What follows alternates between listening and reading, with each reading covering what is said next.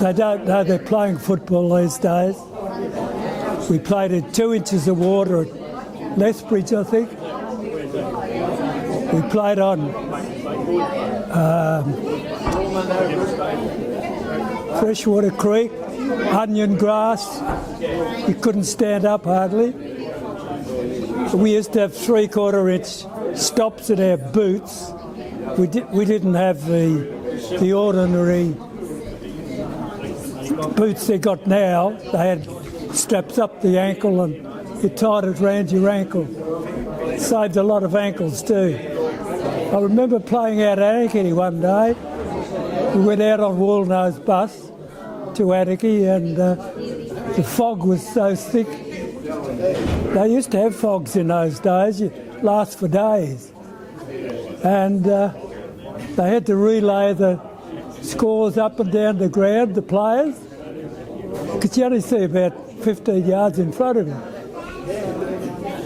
We played in rain, we played in mud. Never had a ground like this, never. They're either soft as mud or wet as hell or hard as rocks. But I've been playing for 9 years. I've just had a lot of injuries. My first season was 2011, but when my brother was playing under 10s, I was 6 years old, and Dan Goodyear, the coach, he put me on for a quarter down in Janja, and I managed to get a mark and a couple of kicks, and I was 6. When we won the premiership in 2010, one of the players, he was like waiting to go up and get his medal, and he asked me, "Oh, do you want help with my shoulders?" I was 6, and he goes, and I'm like, "Yeah, of course." So when he went up to get his medal, I was up on his shoulders, and I was like cheering and stuff, and everyone was cheering. It was really fun. Yeah, I want to do what my parents do, like volunteer and help and make the club good like how it is now, with everyone helping out and everyone doing their bit. And yeah, just a bunch of juniors coming in, keep playing footy, keep loving it. 1954, I was 15, and our coach was Ivan Bajor, he was president, and I come down and I was sitting outside on the steps, and he come out and he said, "Can you play football?" There was only one there. I said, "Oh yeah." He said, "We're short, will you have a kick?" I said, "Right."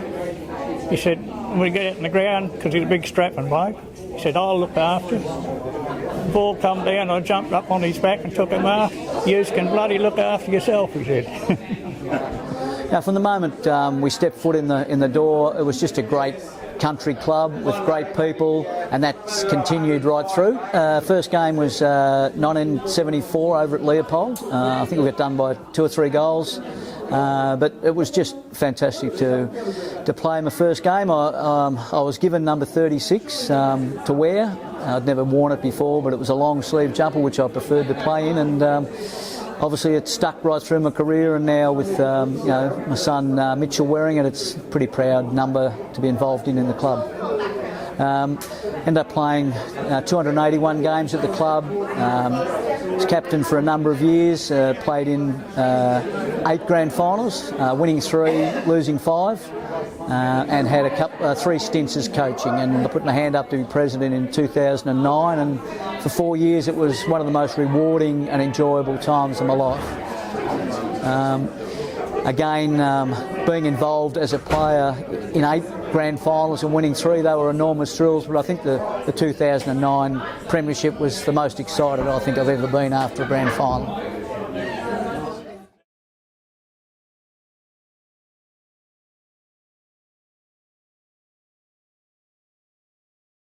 I think it's the people you meet, and just the tremendous number of volunteers and people that help out around a club that's got enormous numbers now, and to make those numbers work you just need great volunteers and lots of them, and I'm an extremely proud life member of the club, and to be part of a group of life members who are and still and still are doing a lot of work for our club. It's just fantastic that the club recognises its history and honours those people who have had a major influence on the history of the club. My first year when I kicked our first goal, when they had a team for 2 years, and kicked the first goal playing in the back line, so run through the whole ground to kick the first goal. I guess the atmosphere around our club seems to be a lot different from the others.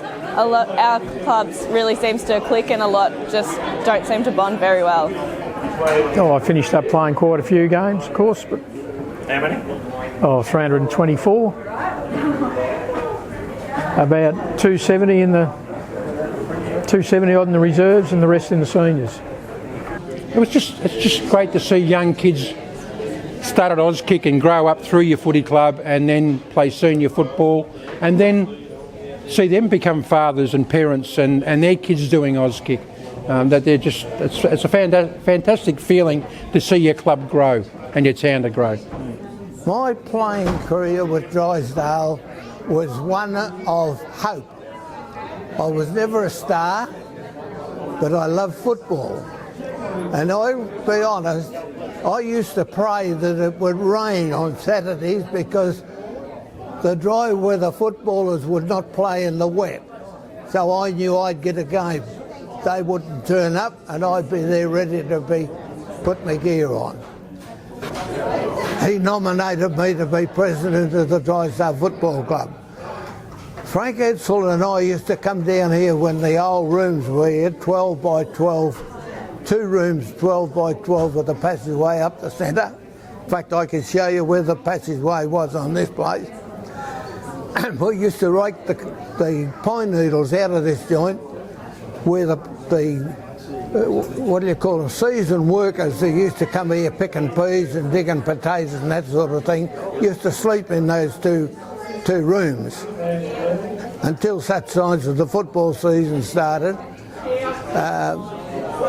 We had to, along this side of the building was shutters. Frank and I would get pieces of timber to push them out with. Every Saturday was a different piece of timber because somebody else would decide the timber was better use for them, sort of thing. I can remember when they played with the white and the red V, a red sash also. I used to sit on a tin shed, which is centre half forward of this ground that we have now, and watch Drysdale play teams such as Marnick Vale and Ceres. Such teams that don't exist now. Maybe they're going with a little bit of a slight breeze. The 3 C's have to stay, right? The concentration has to be there, communication and the care, okay? We're 2 goals up. We need to increase that lead or we maintain that lead when I see you in a half hour's time. Come on, come on. We have to concentrate. All right, for the next half hour, stick to it. Don't fall away from it. All right, demand it off one another. Come on, boys. Right, at half time in the next 30 minutes, we've maintained that lead or we've increased it. That's your goal for the next 30 minutes. Hard to play against. As I said at the start, it's up to you. All right, stick to it and we'll go down that road and we set ourselves up for a win. Good. It's discipline. It's all in the mind. Demand it off one another. Let's go.